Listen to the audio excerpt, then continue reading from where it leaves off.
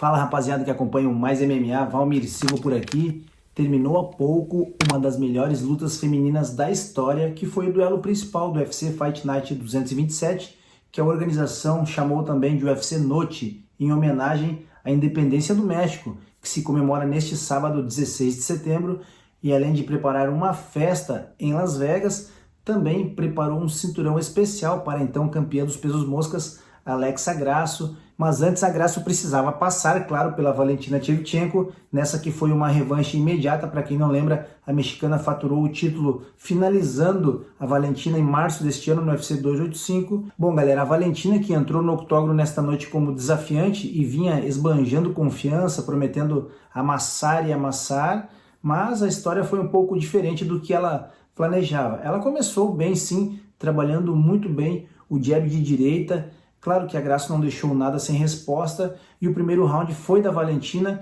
que conectou golpes um pouco mais duros ali, mais volume. Além da troca franca em pé, a Valentina também acertou um belo chute nas costelas, em cheio ali da Alexa Grasso. Com certeza deve ter sentido, mas o melhor momento da Kyrgyz peruana no primeiro round foi quando ela conseguiu cinturar, fazer a pegada do body lock, uma queda da greco-romana, caiu por cima montada, e quando a Grasso tentou explodir, ela rodou para as costas, buscou o matalhão, buscou passar a cana no braço. Assim como a Valentina entrou ligada no 220 no primeiro round, a Alexa Grasso entrou mais ativa no segundo, já começou defendendo uma queda logo no começo ali, e o seu melhor momento na luta veio logo depois, com um knockdown diretaço. Com a potência do golpe, a Valentina capotou, mas não pegou fogo, logo ficou de pé, firme, mas a Grasso notou ali que ela sentiu e correu para cima dela no clinch, desferindo uma avalanche de socos e joelhadas, e no finalzinho a Valentina ainda conseguiria uma quedinha, a Grasso caiu travando numa espécie de guilhotina sem efeito, a mexicana ainda daria uma pedalada perigosa. Começa o terceiro tempo, elas vão para a trocação franca, aquele lá e cá, luta eletrizante, mas logo a Valentina consegue quedar a Grasso novamente, e quando a mexicana tenta explodir ali para sair de baixo, ela acaba expondo o pescoço e a Valentina grampeia na guilhotina, cai na montada. A Grasso fica prestes a dormir, estava muito justa, ela estava arrochando, mas conseguiu defender na raça, no coração. A Valentina acabou tendo que soltar a pegada, mas conseguiu ainda rodar para as costas e ficar tentando ali ajustar o mata-leão, o crossface, e a Grasso, com tanta raça, tanta técnica também, é claro, conseguia achar espaço para golpear e pontuar mesmo no sufoco. E faltando 3 segundinhos para acabar o terceiro, quando a Grasso consegue girar de frente para a Valentina, ela ainda consegue um armlock, mas não teve tempo para o ajuste. Quarto round, outra etapa equilibrada e duríssima da luta. A Grasso começa com um quedão, uma espécie de suplê, mas não aquele que tu projeta para trás, é meio que pro lado, mas um quedão, espatifou a Valentina no chão, vai para as costas, tenta sair no braço, na chave de braço. A Valentina defende, coloca a luta de pé. A Kyrgyz peruana dá uma cotovelada de encontro, abre o supercílio, começa um sangramento então que começa a incomodar um pouco a Grasso. Na sequência, a Valentina já entra nas pernas tentando uma nova queda. A Grasso defende com um movimento de guilhotina,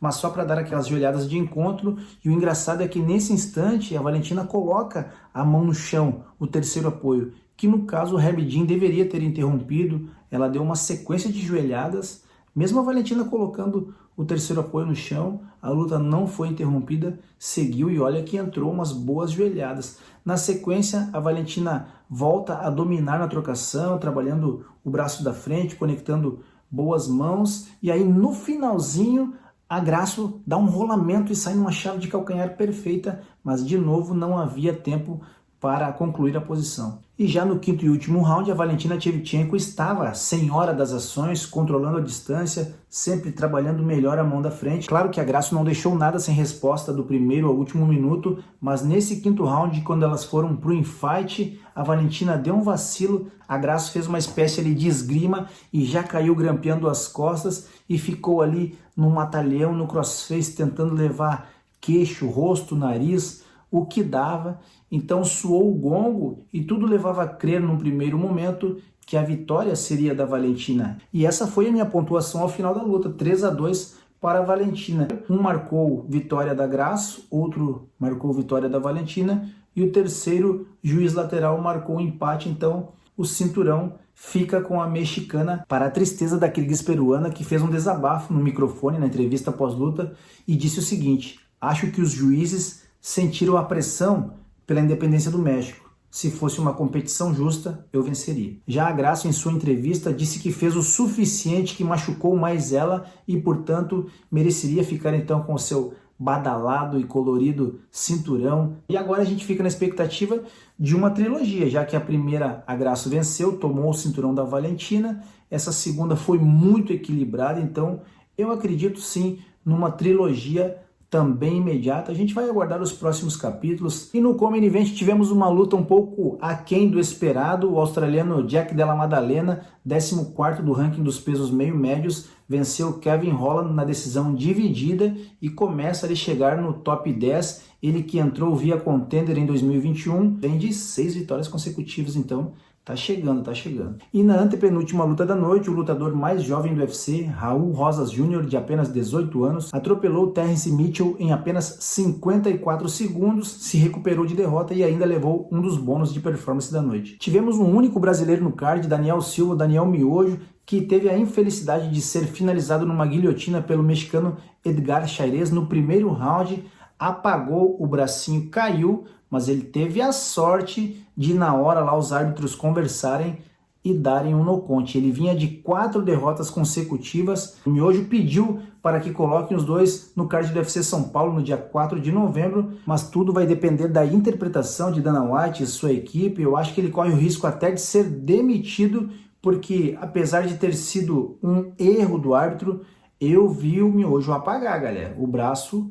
caiu. Galera, eu vou ficando por aqui, espero que tenham gostado. Essa é uma camisa mais próxima das cores do México, então como era Independência do México, coloquei essa estampadona aqui. Espero que tenham gostado do conteúdo do vídeo. Ao final, não esqueçam de deixar o like e de se inscrever no canal. É muito importante, porque só assim o YouTube recomenda esse conteúdo e a gente consegue dar um passinho de cada vez para chegar aos 10 mil inscritos. Beijão no coração e até o próximo.